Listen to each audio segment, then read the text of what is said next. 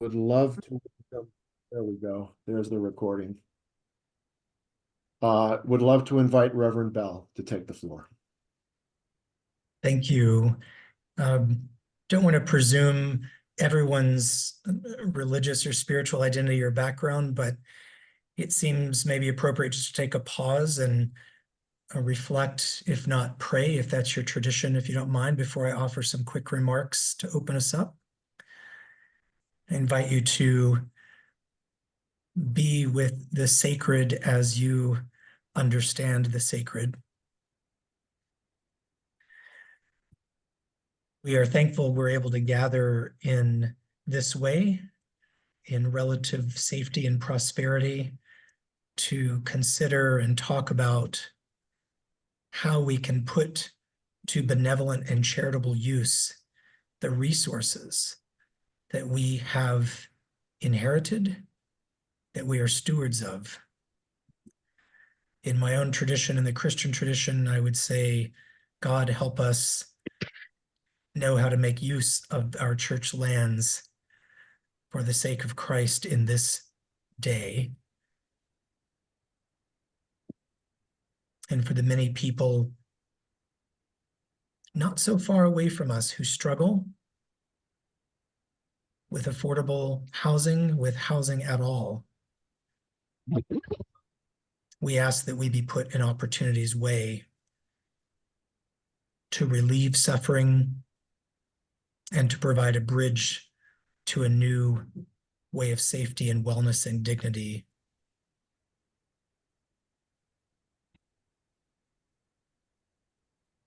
All this we offer in your holy name and through the Spirit that abides among and with us. Amen. Amen. So I've been asked to kick things off just briefly to say a little bit about who I am, what we're up to, and then stay on in case there are questions later that might be helpful to some of you on the call. My name is Michael Bell. I am an Episcopal priest in the Episcopal Diocese of Los Angeles, which encompasses 6 counties, Santa Barbara and Ventura being 2 of those 6 counties. We have about 133 church communities across those 6 counties. And our current bishop, we're structured geographically in what's called a diocese, and our chief pastor, if you will, of that large geographic area is called the bishop. And our bishop currently has made a aspirational pledge to host affordable housing, some form of affordable housing, on 25% of our church properties across those 6 counties. So that numerically is about 33 churches would host on their land some form of affordable housing that can come in a lot of different forms I'm sure we might talk about. I am employed not by the bishop or the diocese, but I'm employed by an allied agency that has been around about 100 years in our diocese, providing housing predominantly to seniors. And over time, it moved from providing housing to folks who otherwise wouldn't have been able to afford housing to now where we are 100 years later, providing very high-end, amazing services and housing for people that have the means to afford that. And over these latter years, the board of that organization, Episcopal Communities and Services, voted to create my position to help serve other, what we'd say, segments of the market, people at other income levels. And they point me in my position directly at the Diocese of Los Angeles and said, help that diocese that has all these church properties realize the bishop's vision of affordable housing on these churches. We're, depending on how you count it, we're maybe a quarter of the way toward that vision. I can tell you more of the stories, but we've got one property that's already occupied that is serving exclusively lower income seniors in Riverside. We've got another one that is about to be occupied with almost 60 units of low income seniors in Placentia. We've got one under construction that again will be 100% affordable for seniors in Buena Park. We've got one that has just entered what's called the entitlement phase. That is now the developers looking to get all the permitting and the entitlements and gather the money needed to make this happen. That's in Claremont. It was just recently in the news, actually. We've got another one in a similar phase in Anaheim, not so far from Disney, with Habitat for Humanity, slightly different model.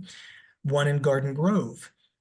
These are all moving already, occupied or in later stages of development toward construction.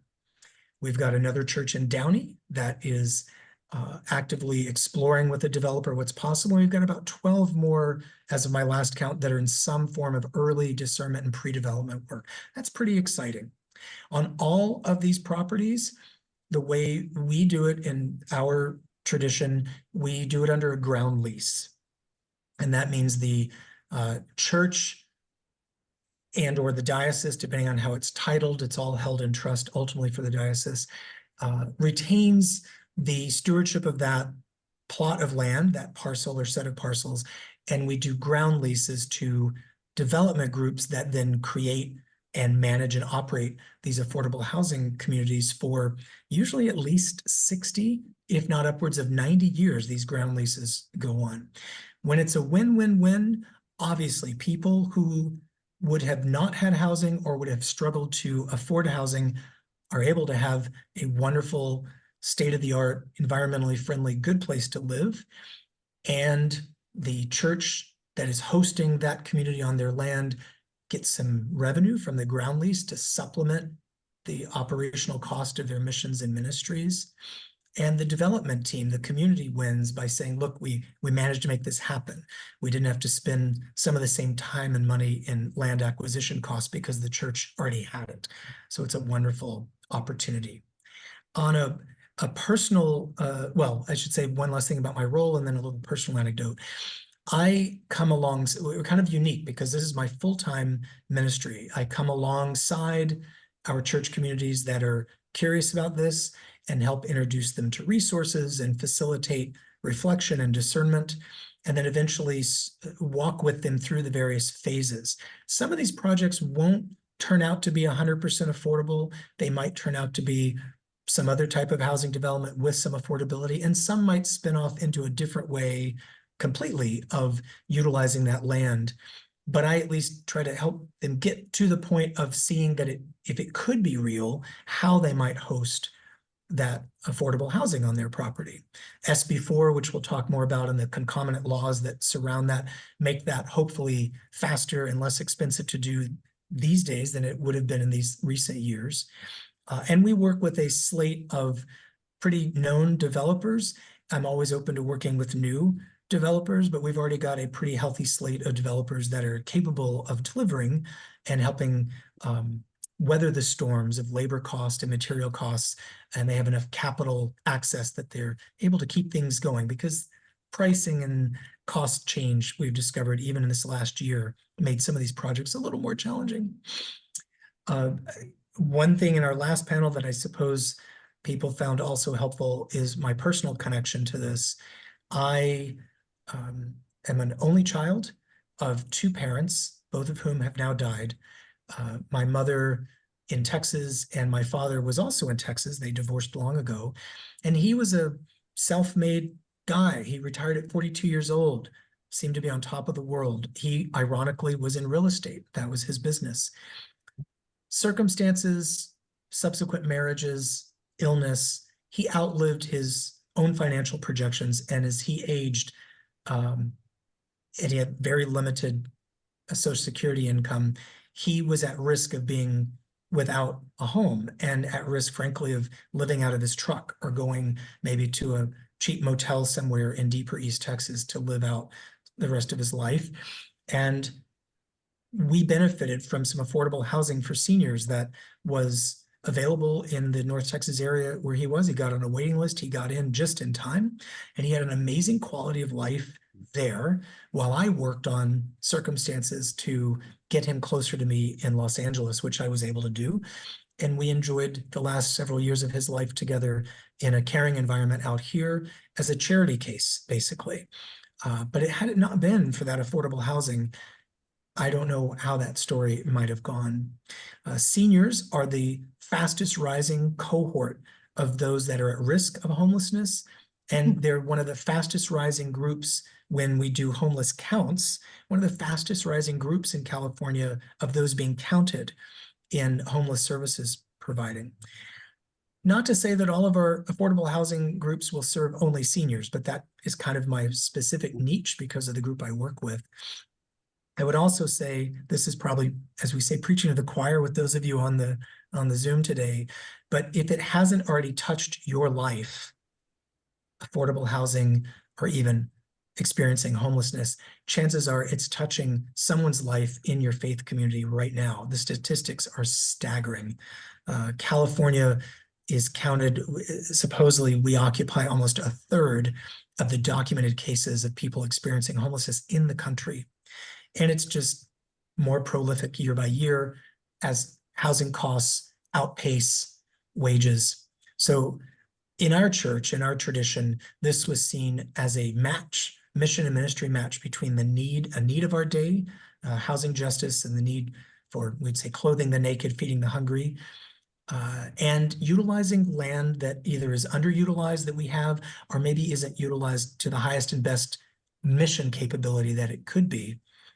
And I throw in there just a little bit of reconciliation and justice too, because it's not lost on us that a lot of this land that we presume to quote own or ours didn't come to us in the past necessarily clean. Other people occupied these lands, and we got them through all sorts of means and stories over time. Now we have an opportunity to stop and say, how do we put this land to really good use for people in need in our day and serve several generations, help people step out of the experience of homelessness, finally, with supportive services, help people live out their lives who otherwise are having to move further and further away from their family. And in the case of younger families, in some cases, hardworking families that just can't really afford to stay anywhere near the school districts and resources their children might really benefit from, we can bring them back into resource-rich areas at prices they can afford and make a difference in the next generation of that family in terms of education and opportunity. So we're excited, we're doing it. Not everyone has the benefit of having someone focused on that full time. I've been in this position about 6 months, so it's relatively new for us also, but we're really excited to see what can be possible in the future. I would end with these thoughts. Anyone that's considering this, or if you have friends in other communities that are considering this, please know that this takes patience and endurance. I can talk more about that later. But in general, from the time you start imagining it to the time someone moves into a built affordable housing, this is usually at least 5, if not 7 years in process. And before you would start seeing any income for the church out of that, again, 5 to 7 years. Not always, but that seems to be average. We don't yet know what's going to happen with SB4 and how that might speed some of this up. But I think it's realistic to say this doesn't happen quickly. The last few catchwords: trust, education, and exploration and discernment. Trust. I liken this when I talk to churches like the marriage process. You are courting potential partners who can work with you to realize these dreams. You eventually get into an arrangement that's like an engagement. And then before you finally get married, you look to make sure everything's going to work out. And then you're married and you go through all the things that one does when they're in a marriage over time, having to deal with things that come up. So that's a good metaphor sometimes to use with people. This takes intentionality and a lot of trust in the partner or partners you're going to be working with. And discernment. That's kind of the exploration and education process and discernment. Affordable housing may not be the exact right answer in your case, but it might be. And availing yourself of opportunities like this and other things that are available out there, helping the community of faith that you're in really come to a discerned understanding. This is what we see as part of our mission and ministry going forward for the next generation or two, at least. We want to be offering affordable housing to people. When you come to that missional decision, a lot of the details can get worked out, and you have people that can do the heavy lifting around business development. It can happen. The final thought about money: Please don't get into this thinking it's a great answer to solve your operating financial challenges at your church. When it's a win-win, there should be some revenue that comes out of these communities that can help the church's ministry. But I would say don't go into it with that being your primary motivator. Let that be additive. Look, we also got this out of it, and that's helping us continue our mission ministry. But primarily the mission is accomplishing the housing and supportive services for people who need them. That can be very energizing to a church or community of faith when they start coalescing around that vision and seeing that we can make a difference in for the next, again, generation or two. And we feel God's with us in making that happen. I think I've taken up at least the 10 minutes you gave me, so I will end with that. Thank you so much, Reverend Bell. I think you set the stage very well for what we're going to talk about today. My name is Rick Schrader. I'm president of Many Mansions. And Many Mansions is one of the co-sponsors here and is an affordable housing and service provider. And I'm going to talk a little bit about SB4. As you heard from Reverend Bell, developing affordable housing on church sites predates SB4. But we hope that SB4 and its provisions will make things much, much easier. But again, we want to stress that it's a very long-term process. So hold on, let me pull up my screen here. Affordable housing on faith lands. An overview. I'm, again, Rick Schrader, president of Many Mansions. And with me is Doug Menges, our executive director. So I'm going to talk about SB4, its potential impact on affordable housing and in general, and perhaps on your congregation. But Doug is really going to talk about the affordable housing development process, some considerations, this timetable, the stages of development, and some initial first steps.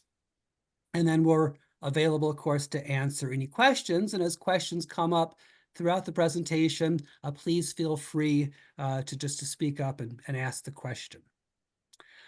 Here's a picture of one of Many Mansions' affordable housing properties called Summit View Apartments. It opened last year in Los Angeles, 49 units for low-income veterans who have experienced homelessness. Okay. Very briefly, SB4, the Affordable Housing on Faith and Higher Education Lands Act, passed at the very end of 2023.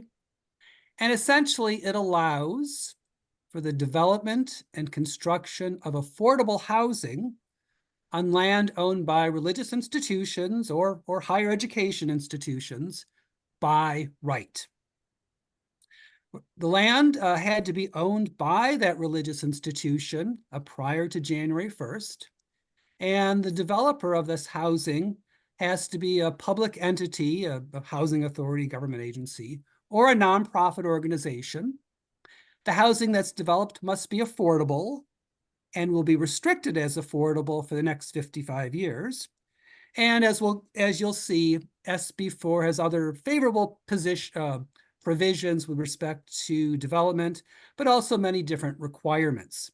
So we're going to look at some of these different terms: affordable housing, by right, nonprofit organization, in a little bit more detail. And here is another picture of affordable housing.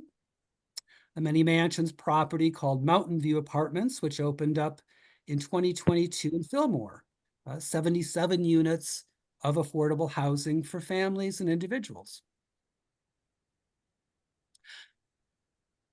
SB4 requires the development of affordable housing. Well, what is affordable housing? I know the group that we have here today, many of you have experience in affordable housing, but let's just kind of take a step back and explore what affordable housing is, who lives in affordable housing.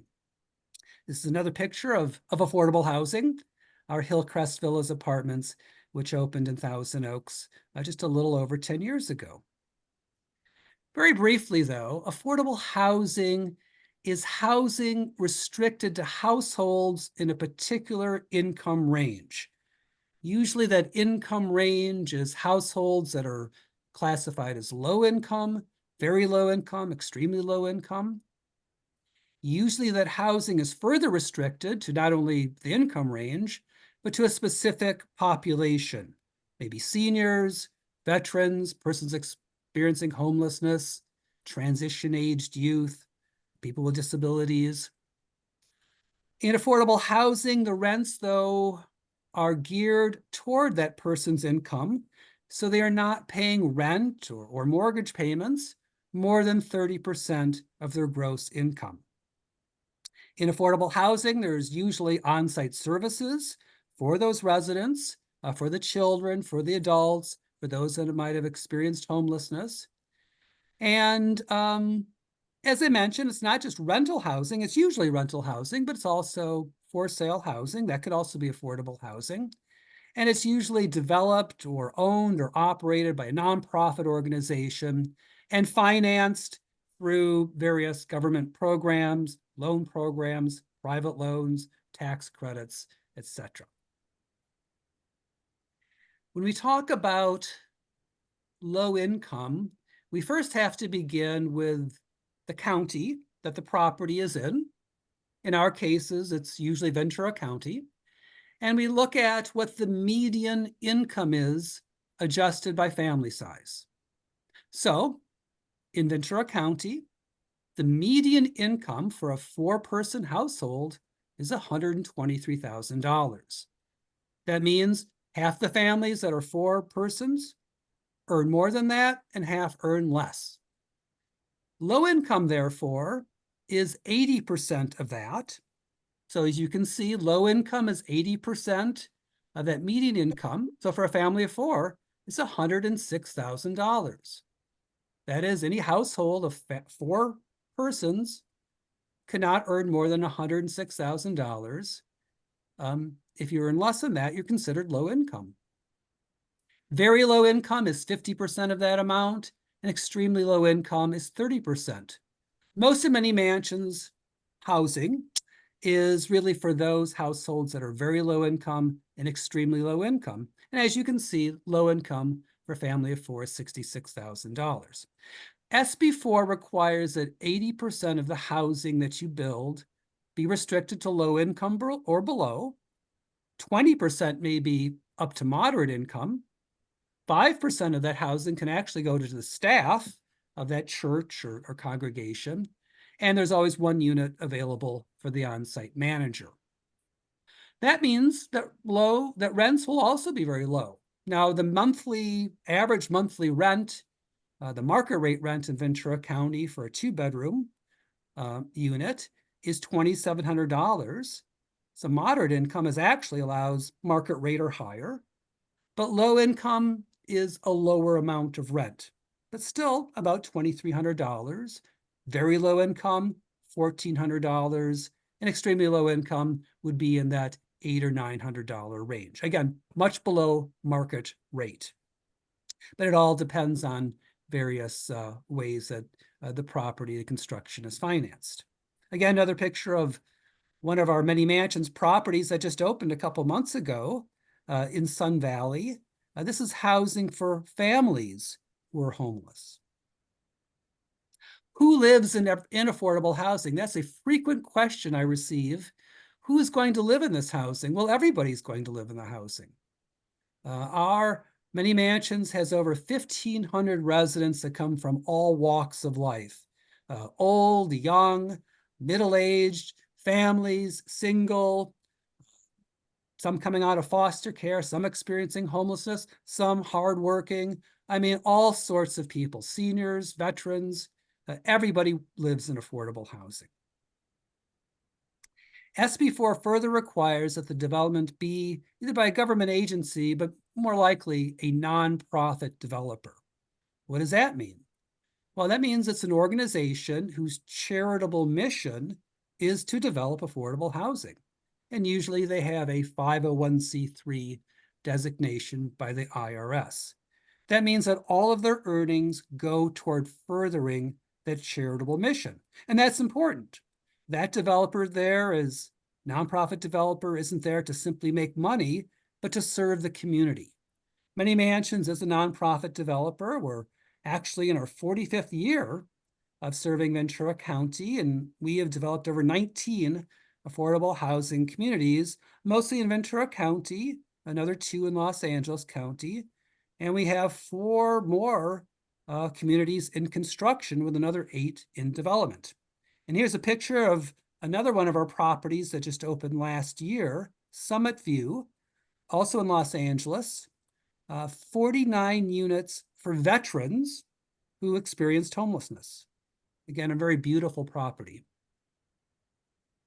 The key thing in SB4 is that it allows affordable housing development by right.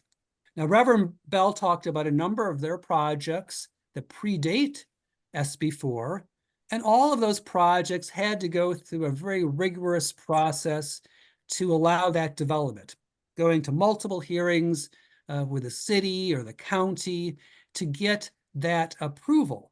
Well, SB4 shortens that, and it says that you can build affordable housing regardless of how that particular land is zoned, or if it's in some sort of special plan or other types of approvals. You can just go ahead and build it. There are lots of requirements, though. The land cannot be next to an industrial site. The housing is restricted for affordable for the next 55 years.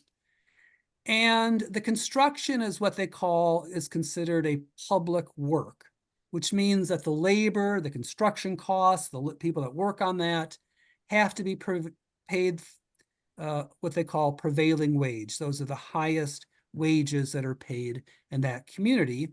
And if it's a large development, you actually have to use union labor. But you're building a project, you're building a community. It doesn't just have to be the housing. You can build a community space there, a school space, daycare, other commercial uses. SB4 allows the community to have a higher density than maybe what's other allowed. You know, how many units per acre? It could be up to 40 units per acre. And only 1 parking space per unit is required. Of course, you can have projects that are less density or with more parking, but this gives the flexibility to the congregation and the developer. Lots of benefits in SB4 for the development of affordable housing. As I mentioned, it should take less time. It probably still will take 4 to 5 years, but maybe not 5 to 7 years. Less cost, less risk, probably makes the project more financially feasible and more community acceptance. Your neighbor in building this housing is that congregation, and hopefully they will be supportive. This will result in a lot more affordable housing in the state of California, and that's why we're very, very excited about it. The Turner Center estimated that there's potentially 171 acres that could be used under SB4 for the development of affordable housing. Just in Ventura County, they identified 637 acres and 139 different parcels. Well, if all those things are developed, that could be over 1,800 or 18,000 units of housing. Of course, they won't all be developed, but many will be, and that will add to our housing stock. And here's a picture of our Rancho Sierra project. As Reverend Bell mentioned, seniors are our fastest growing homeless population. This project will be restricted to seniors who've experienced homelessness. And we're using modular construction, and you can see the modules being stacked as the project is being built. Lots of benefits also for the congregation, and I think Reverend Bell touched on a number of them.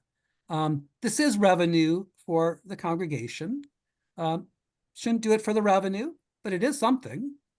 It is a better use of some unused or underutilized space, does further many social justice goals. It also allows the congregation new activities, new volunteer opportunities, volunteering in the on-site programs, assisting the residents, and it does support the need which is growing in our communities. So let's take a little bit more in-depth study. I'm going to turn it over to Doug Menges, our executive director, who also oversees our real estate development area, and talking about the development process, and in particular, looking at one of our projects that we're working with the United Methodist Church in La Cañada, Flintridge. So Doug, I will turn it over to you. Thank you, Rick, and good afternoon, everybody. Again, my name is Doug Menges. I've been with Many Mansions for almost 10 years now, and as Rick said, I oversee our real estate development process. This is a picture, of course, of La Cañada. This is the site that we're going to be talking about here for the next few minutes. It's a beautiful property. If you want to Google it, it's 104 Berkshire Place in La Cañada, Flintridge. It's actually very close to JPL. It's right off the 210. Next slide, please, Rick. So everybody has, I think, has said, yes, the development process is long. Lately, it's been taking us between 4 and 6 years. That is due rather to, it's roughly a couple years to start and complete construction. It takes 18 months to 2 years to secure all the funding. Design generally takes 6 months to a year.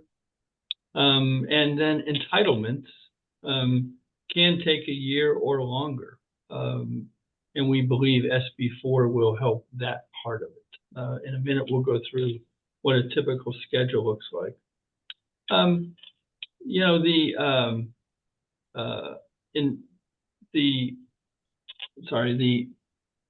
role of development here is really to target on site selection and then work with the congregation on design. And you can read the rest there. Typically, when we work with a church, we take a piece of property, the church property, and we split it. It's called a lot split. The part that the church stays on stays with the church, and then the part that the development is built on is really subject to that long-term lease. Still owned, still controlled by the church, but that's where the affordable housing will be built. We, as a developer, we basically are responsible for everything that goes into development. The approvals, selecting the contractor, developing the plans, and also paying for the pre-development costs, which can be quite a bit during the course of getting a piece of land ready for construction. Many Mansions is one of the few developers that provides not only oversight of construction, but we provide our own property management. And then also, of course, we provide our own on-site services for adults and children. Here's a typical schedule. If we were to start a project this year, you can see that we'll take a few months to finalize the design. And again, this is working with the congregation. We'll begin to work with the church or to establish site control and begin to talk to the neighbors. The entitlement applications take some time. You know, this particular church project, this started before SB4, and it actually came with it a church overlay, which also takes quite a few years. Now going forward with SB4, that time goes by the wayside, so that will tend to speed up this process. Like I said, it does take a while to secure all the financing. We use federal and state tax credits. as well as a combination of state funding. Most, pardon me, most affordable housing is built with 4 or 5 different types of loans these days. Pardon me. Then we start construction, and like I said, it takes 18 months to 2 years. So you can see it's quite involved. Here's another shot of the church. So how does it start? Well, in this case, we started this project back in September of 2022 when we responded to a request for proposal. We joined up with another nonprofit developer called 1010 Development, which has done several church projects. And we worked with the congregation to determine what part of the site that you can see here is needed for parking, for the church, for their daycare. And you can see here in the next few slides, there's quite a bit of available land. We like this property because it's near transportation, it's very close to the 210. We also like it because it's near schools. We also like it because while it's an L-shaped property, it's a beautiful flat piece of land. So no hillsides. Although you can see there's some trees here. We can work around these trees. We develop a property basically with a target in mind. Could this property be senior housing? Could it be workforce housing? Could it be permanent supportive housing? How does the congregation feel about those different types of folks?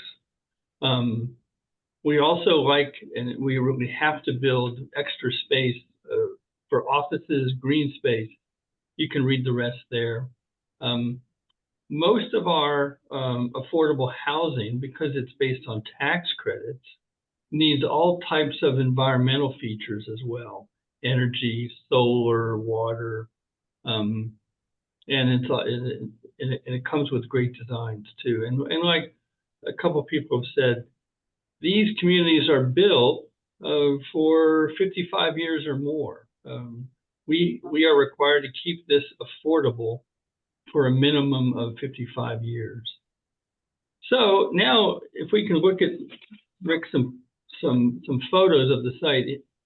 This is a nice view in that it captures the church you see there in the middle, and it has parking lots basically on 3 sides. You can see the 210 right there in the background. And what the church was telling us is it really only needed one of those parking lots. So, and it would like some extra space for meetings and such.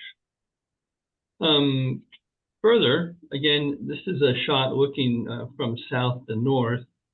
You can see that the church is accessible through 2 entrances. Again, plenty of flat land and unused. The next shot shows, in addition, they had overflow parking as well, and that's typical of the churches we're talking to now. Is they have a church site, they have a community meeting space that they would like to preserve, and they have a lot of extra space either on the side or in back, perhaps some extra parking, just perhaps some extra grounds. And you can see that there. So what we did, working with the congregation, and this is key, this took several meetings to come up with a site plan. We basically said, well, we need so many units to develop affordable housing. Really, we like to develop a site with 40 or 50 units. That's because that's the area in which it becomes competitive for the competitive tax credits. And we developed a sort of several proposals that we talked with the congregation about. We came up with 53 units here, and you can see there's a combination of 1, 2, and 3 bedrooms. And we also came up with some massing studies. Rick, if you can show the next slide. I think the next slide shows. So this is what's called a massing study, where the site is really designed for 2 and 3 stories. And you can see that we've still allowed for quite a bit of parking around the church. We designed some extra access for the daycare center, for signage as well. And we probably at our 3rd meeting with the congregation, we settled on this design as something that the church could sponsor. So yeah, like I said, we've worked with the congregation, and we've shown several alternatives. We'll work with an architect who moves buildings around, and we'll go back and show different iterations. Then we'll come up with, well, exactly how is the land itself constructed. So we'll do soil studies. We'll look at things like civil engineering. We'll look at noise. We'll look at perhaps where there's archaeological things we'll have to do. We'll develop a construction cost. We'll create a joint development agreement. Then we'll start to outreach, and then you can read the rest there. But the first and foremost is we make sure that the congregation is really set on how this is going to look and how this is going to work with the congregation. Rick, I don't know if you want to take it over from here. Yeah, I could just conclude some additional thoughts, some considerations. As Doug mentioned, typically we're looking at developments and the size of the land that would support a 40 to 50 unit project. That makes it most financially feasible for the types of developments that we typically do. However, I think we're going to really look at, are smaller developments possible? It would require different kind of financing, but we do think that smaller developments, maybe with tiny homes, modular, maybe for sale, those things are possible under a different financing structure. Again, we would recommend when you're looking for nonprofit partners, certainly look for those partners with experience, track record, not only in affordable housing, but working with the community, and those that are looking to develop a long-term relationship with the congregation, and that has the patience and is willing to listen. Listening is a big part of our job, and it's something that I think Many Mansions does pretty well. But with that, Willie, we could certainly answer any questions people have, or we can save it for the answer and question portion. Well, we're going to get to that phase very soon. Thank you, Reverend Bell and Rick and Doug, for the great information.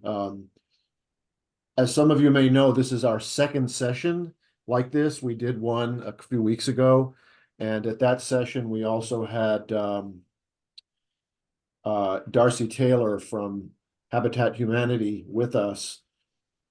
He had a conflict today, so he's not here, but Habitat for Humanity is a different kind of affordable housing, nonprofit affordable housing developer, in that their focus is building affordable homes that the person who moves into can own, as opposed to rental units. Since he's not here, can you just take a little moment, Rick, to talk about how your understanding of how building affordable homes for sale Mhm. on a church property works or compares to rental units? Yeah, in terms of for rental units, when you're building apartments, you're building the structures that will continue to be owned by the developer and then are simply rented out for the residents. In a for sale, either it's a home or a townhome or some type of condominium or something. There it is built, and Habitat uses a lot of volunteer labor from different groups and the person themselves that's going to buy it. But it's built and then it is purchased. And again, the purchase price has to be at a level that the person, the low income household, can afford their mortgage payments, their taxes, the utilities, things like that. So it's at a purchase price that is far below what is normally sold in the marketplace, and usually therefore subsidized by some other type of government program to allow that household to afford it. But once it's up and running, or maybe Reverend Bell has something to add. Reverend Bell? Just a real life example, we have one of these going on with Habitat for Humanity in Orange County on our church property in Anaheim. And Habitat's a great partner for all the reasons that Rick has mentioned. What has happened with that church, now that we've given Habitat what's called site control, or the ability to, we've entered a lease option, they can start doing what they need to do. They're paying the church already ground lease fees, even though they haven't built anything yet and they're not generating revenue, because Habitat has the foundation backing to cash flow wise to make that happen. It's really extraordinary. We'll end up with about 20 something units on 1 acre. They're going to be 2-story single family condominiums. And the way it's going to work in concept is once Habitat finishes and these are sold and occupied, Habitat facilitates the formation of a homeowners association for that community. That homeowners association then becomes the payor of the ground lease to us as a church. And over time, we're negotiating our ground lease payments so that they don't increase maybe the same way we would in other deals, so that that equity can go back to the homeowner in this case, rather than to get gobbled up like rent increases. But it's very exciting to see what they've done. The lower density, the city of Anaheim so far has been very cooperative with it. And we're very excited that, as Rick mentioned, this gives people a chance to get out, to build some intergenerational wealth and get out of that rental cycle when they're ready for that. And Habitat remains involved the entire time, but the bulk of their work is right now on the front end. So thank you both. As we open up for Q&A, I just want to let everyone know that we will be sending an email out to everyone who registered, probably sometime in the next week or so, with information about SB4 and about finding affordable housing developers if you're potentially interested or your congregation is. The one that's here on the call is great. There are many, and they're similar, but not all the same. So you might want to actually talk to more than one if you're going to pursue this to figure out the best fit. And we will share some info on how to find them. I'm going to open it to questions and answers in a second, which you all can pose in either of 2 ways. And one is to type your question in the chat, but preferably, and we have time for this, to speak it aloud, to come on camera and share your question. I do want to pose one first as we warm up, everyone getting ready to ask your questions. We have, I think this is for Rick and or Reverend Michael. We have a dear friend in our organization who works for a nonprofit affordable housing development organization in Los Angeles. And we were talking this week about this event. And he said that they had 3 conversations with churches who wanted to pursue development of housing, and all 3 fell through for the same reason, which was that they were looking for a way to augment their budget. That was their primary goal. And his advice was, if that's the primary goal, don't do it. The primary goal should be serving the community, serving your mission, and generating some modest income as well, but not as the major focus that it's going to produce like a lot of income that's going to suddenly fix your budget. Do either of you want to comment on that? I'll take it because it may well be three of ours that participated with a housing justice coalition called LA Voice in Making Housing and Community Happen. A wonderful organization does a lot of pro bono work, grant funded with groups to get them through this process. That's why in my role, I've been explaining to the churches I work with who are at different places in relationship to money and operations in their context. Don't do this for the money. And certainly this is not going to produce the type of money you might need quickly if you're feeling an operational pinch.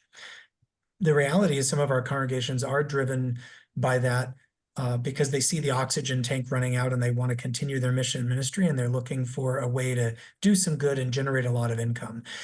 So for any faith community leader that might be listening now or on the recording later, I believe it's really important up front to have that type of blunt conversation about money sooner than later in the dreaming and ideation process, so that your communities can move to something else if what they're really looking for is higher cash or quick cash. That this is a long play for, again, 60 years or more for a different set of agendas. Supplemental income out of that is a win, but it's supplemental. It shouldn't be primary.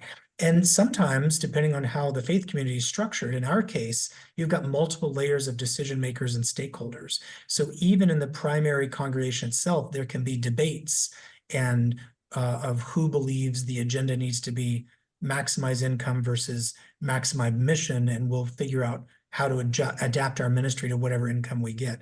So it's important to address those concerns up front and not take undue advantage of people's time and expertise that are wanting to see affordable housing developed, only to put a lot of time and effort later to find out that's just not going to ever pencil out on the congregational side. Even though it would pencil out in the affordable housing world, the congregation wants something else out of that. In some cases, we're able to make a little bit of a compromise, say, okay, we might do more market rate, but we need to have a covenant for a percentage of affordable. Without getting too much in the details here, some of you that do this know by incorporating a certain mix of affordable in a larger market rate development, you can drive up density and get some other bonuses. That's not our primary hope, but to me, that's still a win because at least there's some affordable that wouldn't have been there otherwise. But I appreciate you, Willie, bringing that up, and that's why I led with part of that and what I said. It's I think the message gets around eventually, but on the front end during our initiative, when everyone was very excited and they saw some examples of things that happened and got some pretty decent ground lease revenue out of it, they thought, let's do it. But they were being driven by we'll do some good and get some money. It's like, you need to do the good. The money flow may come later. But that's one of those taboo topics sometimes in our faith communities is money. And I think we do need to be more proactive and upfront in the discernment process around this with our faith communities. Okay, thank you so much. So folks, the floor is yours. Anyone who has a question, please speak up now. Karen I have Ingram. a question for Reverend Bell. Have any of the congregations you've worked with, are they all still active, or have you built anything on properties where the church has already died and left? Yeah, great question, Karen. Right now, everything that is in motion is on land where there's an active faith community or congregation. In our polity, we would say it's either a parish, meaning it's self-sustaining and financially kind of running on its own, or it might be a mission, meaning it's getting some supplemental income from the diocese to survive because it is not going to generate what it needs to survive on its own. But everything so far is on existing property with an existing congregation. There are some we're looking at that either, to your point, have one I'm thinking of that there has not been a congregation there for years. And a couple of others that, when we're honest about the financial projections, they may not make it 5 to 7 years at the current reality. And so we need to think about planning. There may not be a congregation there by the time this housing is developed. There's another example where we're very early and it's a difficult conversation, but I'm wanting to negotiate with the church to say there might be an advantage to us totally using the entire church property. I know you still have some congregants there, but what if we took that entire church property, put it in service of affordable housing? With some of the ground lease revenue, we could supplement a nearby Episcopal church that's only 4 miles away and consolidate. That's very threatening in a life cycle of churches that are used to individual congregational identities to kind of talk in a clustered franchise type. But it's real. And so that's a longer answer, Karen. Right now, they all continue to have active functioning congregations, but in my portfolio, there are others that don't meet that yet.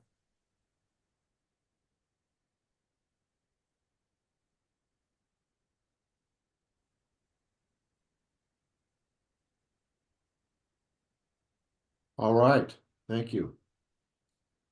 Other questions? I have one. Anika, please. Hi, it's for Rick and probably Reverend Michael as well. I'm just intrigued, your experience. How do you deal with pushback from your church or church members as well as the community? Because not everyone is supportive of your mission and affordable housing, if that's in your congregation or the surrounding community.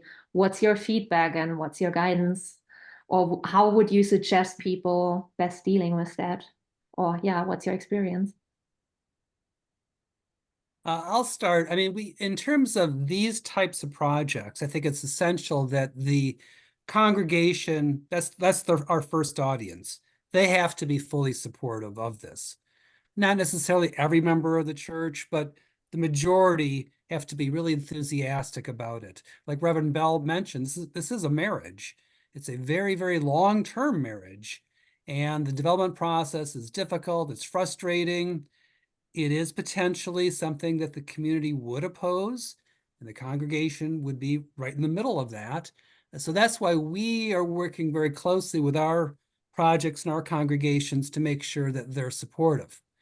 If they're supportive and we go forward with it, then I think Many Mansions does a pretty good job. We do a lot of community outreach. We talk to the residents, we talk to the neighbors, we talk to the community at large. And it's really just explaining what we're doing, getting their ideas, getting their concerns, getting their feedback. Often it's just, what is affordable housing? Who's going to live there? A lot of misconceptions about it, a lot of myths about it that we try to distill. We take people on tours of our own properties, and they go, oh my God, if this is what you're thinking of building, we love this. This is great for the neighborhood. This would be great for the area. But sometimes they have very legitimate questions like, well, how much traffic is going to be? Where are they going to be parking? How are they going to get out onto the road? And we've adjusted designs to meet their concerns. So I know Reverend Bell probably has more on this. In our first one that is now occupied, there were years of picket signs and people showing up at meetings and protesting and writing nasty letters and leaving leaflets on people's cars from the community. We're proud to say that at least one of those most vociferous opponents is now one of our strongest advocates once it's open and running, but it took that person the life cycle of the project to see it and understand it. I echo what Rick said. First is with the congregation. If the faith community is not aligned and feeling excited that this is worth doing for the right reasons for the long haul, it's going to be a hard road. You got to have that. Secondly, working with partners like Many Mansions or others who have a lot of experience doing community engagement. Often that community engagement will start even before the group has firm site control, at least in conversations, to surface what are the concerns and how many of those can be addressed just with some facts and reconnaissance missions, if you will, to visit other communities, and what are legitimate, we do need to figure this out, concern for everyone to have a pleasant experience. The last thing I would add, which I started with and what I opened it, is personalizing it. When you can find a way with neighbors and congregants to personalize it and bring to life people's stories that they know that have or would benefit from something like this, it can start to reduce a little bit of the barrier. And finally, if need be, you have other churches around you maybe can help you, that they're not maybe directly involved in your process, but they can be the one to speak truth to power, name difficult truths, call things out, so that you, the hosting church, isn't seen as doing all that rhetorical lifting. There's power when we work together across our faith community boundaries that way, because eventually someone might need to stand up and just speak the truth in a loving way. But it's easier if allies do that sometimes in the church that's going through the crucible of that experience. Thank you, Boris. Before we go to the next question, which I see you have your hand raised, Tim. Anika, do you have anything to share in response to your own question, given what you do in your community? Well, I do have big visions, and I think a lot of people on this call are aware of that. One thing I can say, and I've had a tour at many mansions, and I've seen tiny houses back in Santa Barbara, and I've taken people along to look at these things, and going and doing some tours like that and speaking to people that live there is so beneficial, and it changes people's minds. You need to see it and experience it to really understand it. And I think that is really powerful. So I would suggest to everyone, go and look at one of the many mansions properties or other developers, because especially if you have people that are struggling or not quite sure or not really understand what your plan is or what your vision is, it is helpful just visualizing it and seeing it. And all I can say, and I know Willie knows that too, being a nonprofit myself, even my staff members would be eligible for affordable housing. They don't make much money. It's every single one of them would be eligible for subsidized housing. And this is someone you might work with. This is your neighbor. It's not just our homeless community. It affects so many people, and the need is just growing so much. And we do need to do more, and therefore we do need more space, and we do need more people being involved. And yeah, that's it. Thank you. Thank you so much. All right, Tim. I've heard in my discussions with people, I've heard two primary objections. One is, we tried it before, this is SB4, and we couldn't make it work.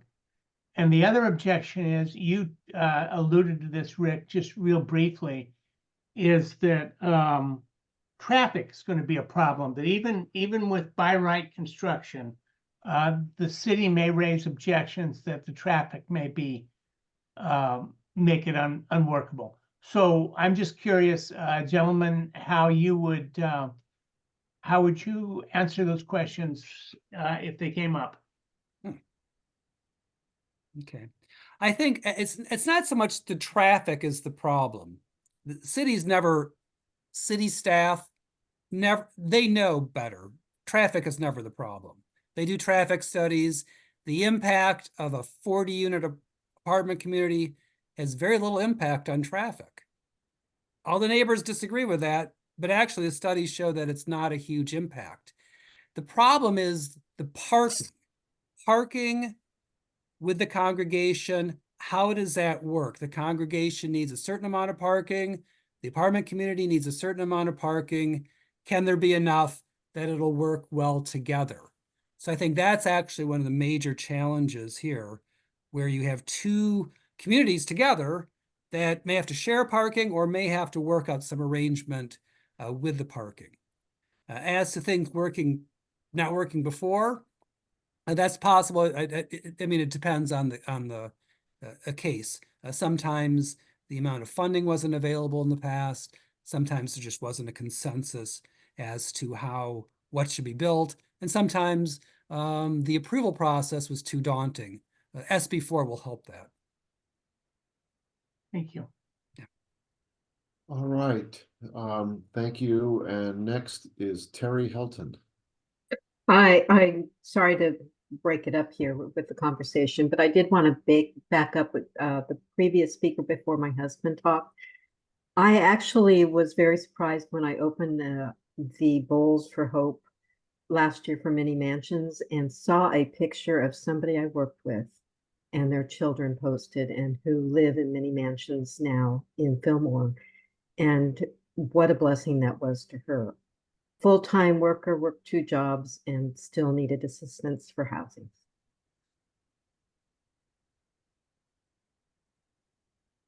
Thank you, Terry.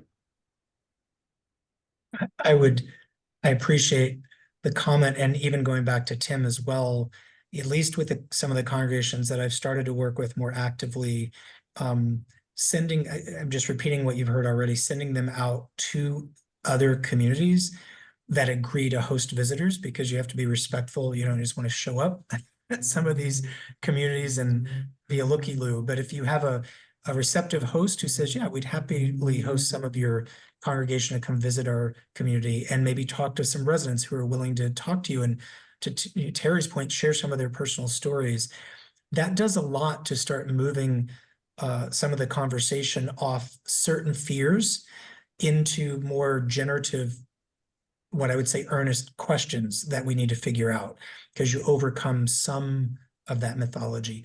Parking and traffic flow sometimes is a concern. That's come up in Anaheim. And so we've worked, the developer, Habitat in that case, and us, we've worked with the city to try to figure out, because there's a busy thoroughfare and they're worried about adding, without traffic lights, more incoming and outgoing traffic on that side. We figured it out. That's conversation back and forth with the city. But with neighbors and congregants, few things replace the incarnational power of people seeing it, and hearing from real people whose lives have been changed, and seeing buildings that look so much nicer than what people fear, and maybe even talking to neighbors who realize, yeah, we don't end up with some of the problems that people feared we'd end up with in this community. In fact, things are better. This unused property is now occupied, well lit, managed. It's improved the feeling and safety of our neighborhood, when otherwise we had all kinds of things going on in the dark on that property before it was developed. So but again, that takes patience and love and time. I talk about the difference between change and transition management. We could bulldoze things and make it happen, builder's remedy, yada, yada. We can change it, but that's not, transition is an emotional process, and it's involving the heart deciding, is it worth giving up what you have to give up in exchange for what's coming? And when you help people through that, and they start realizing that what can be is worth it, and what I'm giving up is pretty small compared to the power of what can be, that's where hearts and minds start to really change. Well, I'm sure we're all thinking amen.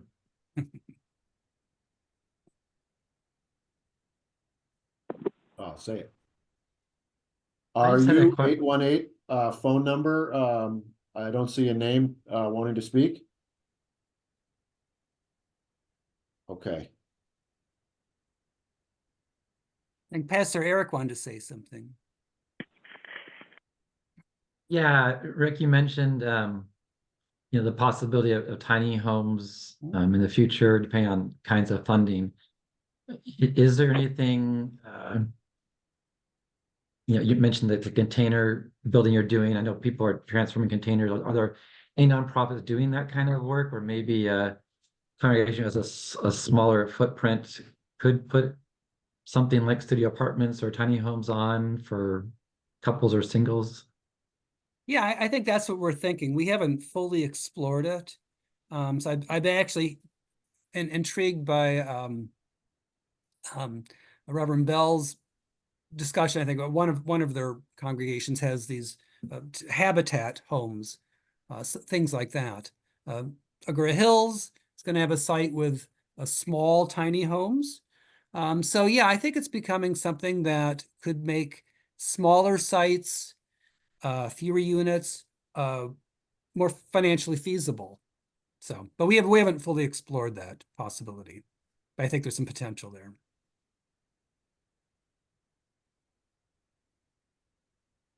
All right, so as we move toward the end, my colleague Rosanna is actually going to ask all of you guests a few questions. And so Rosanna, I'm going to give you the floor. Oh, you're muted. Thank you, Willie. So my name is Rosanna Guerra and I'm with Gwen Vecino. So I hope that you found this time informative and insightful. And what do we mean by call to action? So we hope what it means is that it's kind of like an ignition point to move you in a forward direction with the information that we've provided. So how can you continue this conversation about SB4? And that would probably be the very first question. And it doesn't have to be anything large or small. I mean, it doesn't have to be anything, grand. It could be just talking to someone else in your congregation or your leadership. But if during this time, if you would like to just take a moment and write something down, and then if you want to share it, we can give you a minute just to kind of formulate your idea. And if you want to share it. Or if you have an idea, I know that we've just heard a couple of things already. And that was, that more people, is the call to action that more people have to be involved and also to touring. So I don't know if anybody else has any other ideas of what this particular afternoon has inspired them in terms of a call to action.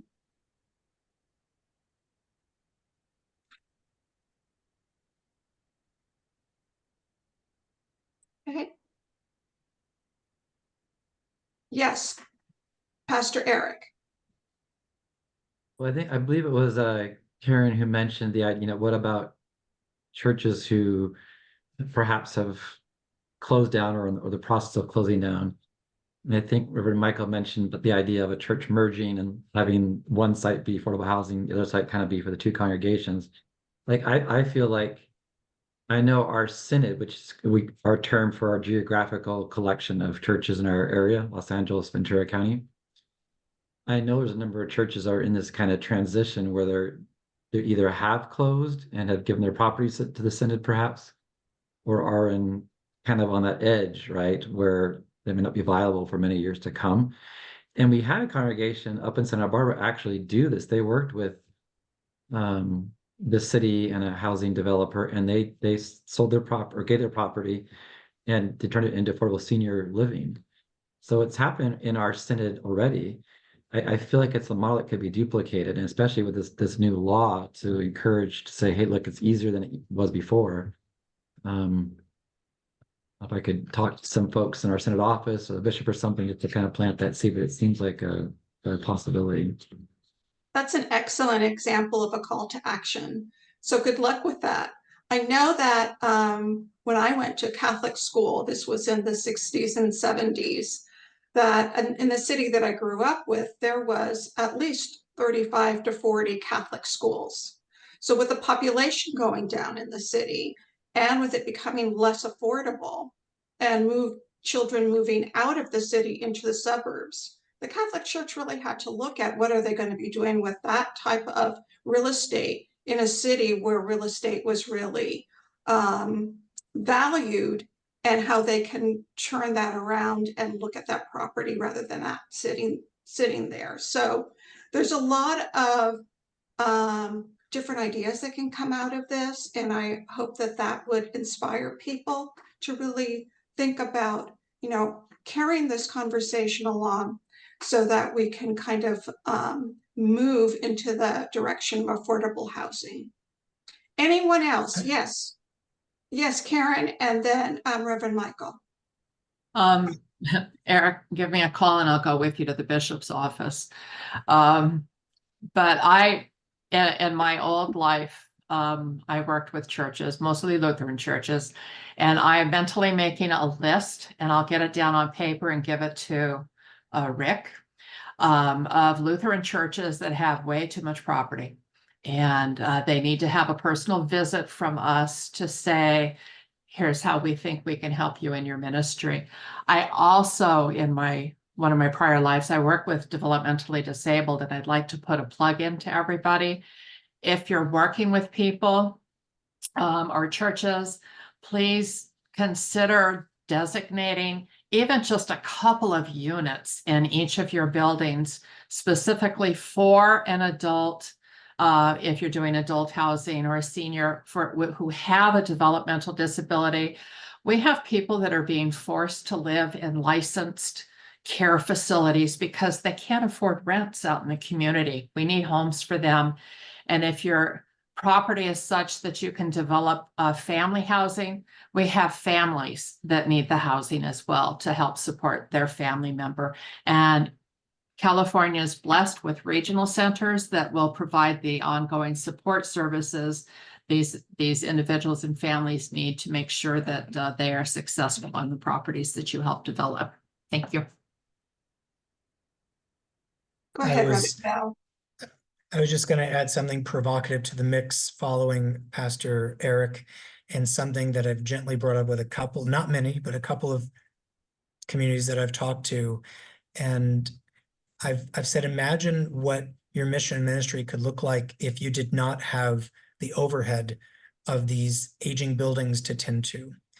And you could put the land to use immediately, relatively speaking, in God's time, toward those in real need of shelter and housing, and still perpetuate some amazing community ministry without the burden of the buildings anymore.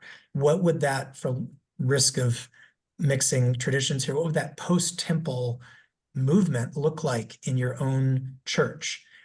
Because too often we get to the place where that's the tail's wagging the dog, so to speak. The maintenance of the building, keeping the lights on, keeping the parking lot up to all that, that's driving the capital needs of the church, as opposed to what God may be inviting us to do in our communities. I said that to a church not too long ago. It was actually a Lutheran pastor in the group that I didn't know was there from the community. And he said, we did that. We sold a piece of property. We're still doing vibrant ministry. We're, for lack of a better word, time sharing with other communities that still have buildings, and we still have a great ministry, but we no longer worry about how we're going to pay the overhead of our buildings. We're just focused on the ministry and joyously praying and worshiping together. Thank you. Anyone else before I turn it over to Reverend Betty? Thank you so much for your time. Go ahead, Doctor. In closing, God of our being and becoming, as we come to the end of our time together today, we ask that we may find enough inspiration from the information that has been shared, and that as people of faith, we feel called to put our faith into action to provide affordable homes for those in need. We know that these goals will take energy and commitment, so we ask for guidance and support for success, wherever that may lead. Give us patience, courage, and trust to move forward in all of our journeys ahead in ways that will lift the burdens from the shoulders of those who do not have many things in life, and provide them with hope. And so we say, Amen, Shalom, and blessed be. Amen.